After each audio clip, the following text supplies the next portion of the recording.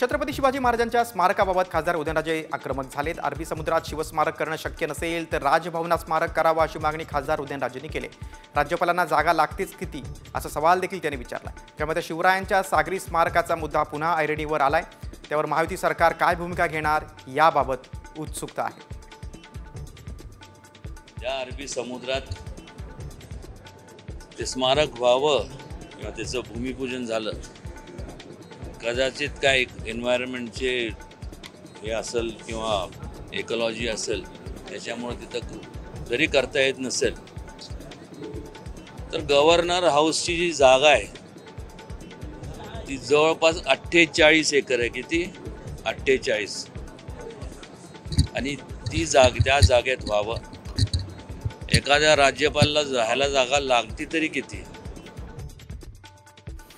राजभवनात शिवस्मारक उभारावं अशी मागणी आता उदयनराजे भोसलेंनी केलेली आहे। कारण अरबी समुद्रातील स्मारकाबाबत अनिश्चितता आहे।